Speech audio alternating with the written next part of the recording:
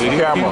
It records video and it takes stills. It connects via Wi-Fi to the phone. So I just, you know, it provides me with a great deal of flexibility and versatility. You know, all right.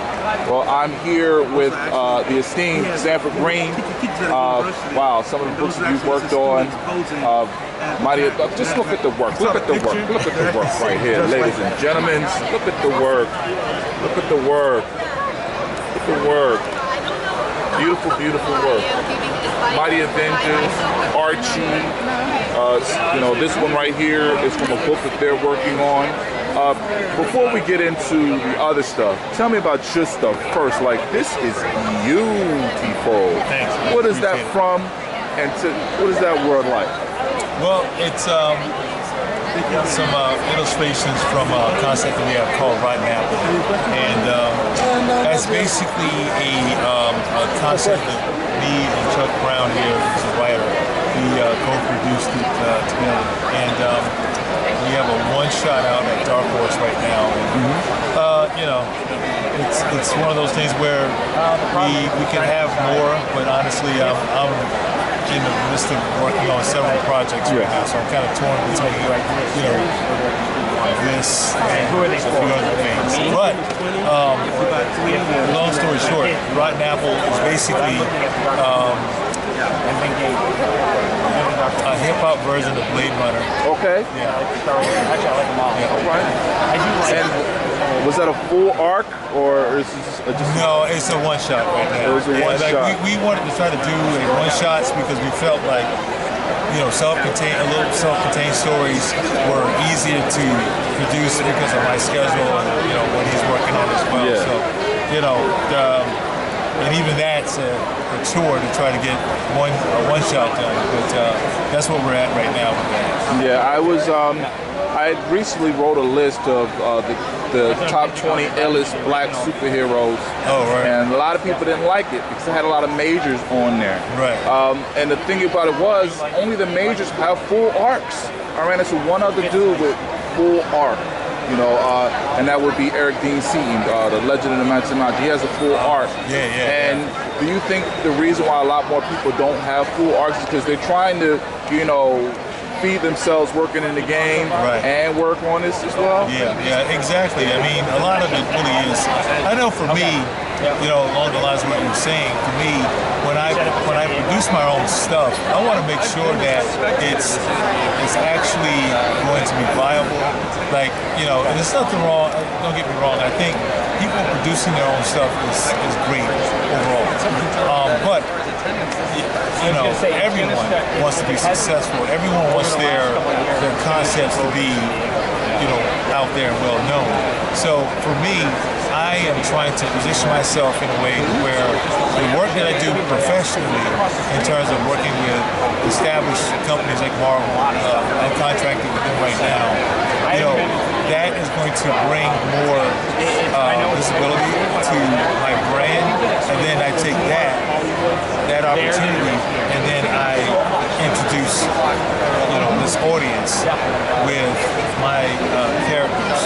So, and that to me, I think that just it sets itself up in a better circumstance. You know, so that's just my approach, and I think a lot of people are approaching it that way too. So. Or is there anything about your character or even your upcoming works of another kind that you'd like for my readership to know about? Besides doing the creator-owned stuff,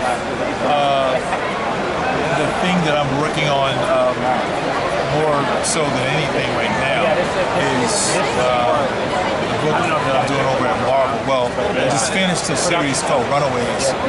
Which is, you know, this is well received. Actually. Oh yeah. You know, it was well received, and we got a lot of notoriety in that.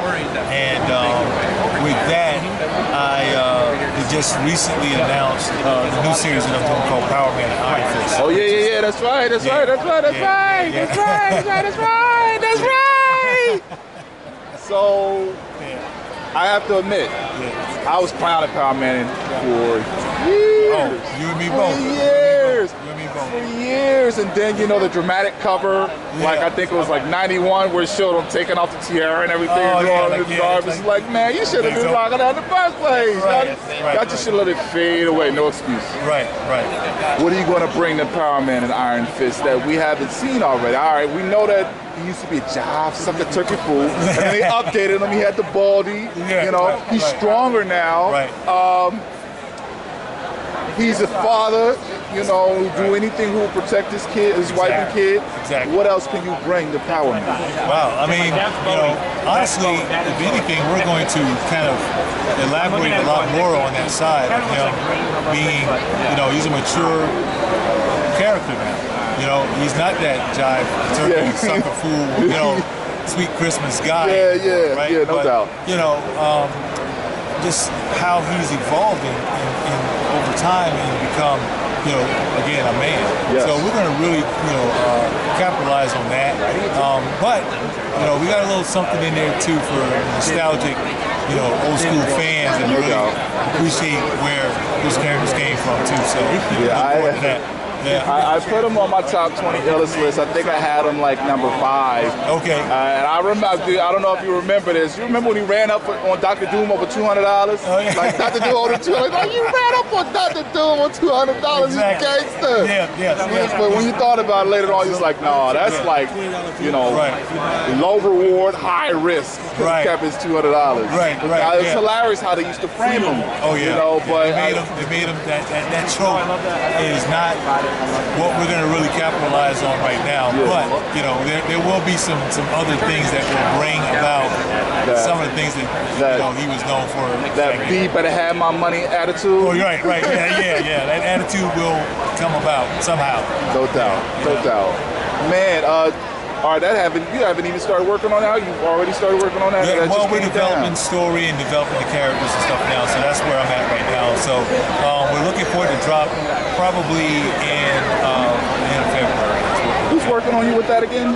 David Walker. That's right, David Walker for Cyborg. Hey, yo, that new Cyborg look kind of hot. And I admit, I just read it at first. Like, I mean, we interviewed him for the Shadow League, of course, because his brother doing Cyborg. And I read it like the first issue. I was like, yo, wow, this is this is something. He's definitely he's one of the guys that's, you know, he's pretty versatile. You know, he's writing Cyborg, he did Shaft. Now he's doing some other, well, I don't know if it's announced yet. He's got another book that's coming out over at Marvel, and of course probably an Iron Fist. So he's very versatile. So he has a great grasp on different, you know, languages and different genres. You know, he could do the sci-fi, he could do the traditional feel, he could do the dystopian future, you know, he can, he's dope. Exploitation stuff. Yes. You know, he came from that, so him doing Shaft, he would think, okay, that's kind of the end of the road, but nah, he just kept evolving, so it's pretty awesome stuff. Oh man, well, I know people over here want to talk to you, but is there anything else I may have neglected to ask you that you want to just put out there? Well, again, just you know, definitely, man, there's so many things in my head right now, but I'm actually working on a children's book called Army of Frogs with a writer who's actually an ex-football player, NFL guy, Trevor Price. He played 15 years with the Denver Broncos. Oh, wow. And the book's called Army of Frogs. Doing really well. We got a Netflix animated series that's launching next fall in November of next year. You know, of course, again, we got Power Man and Iron Fist that will be coming out early next year.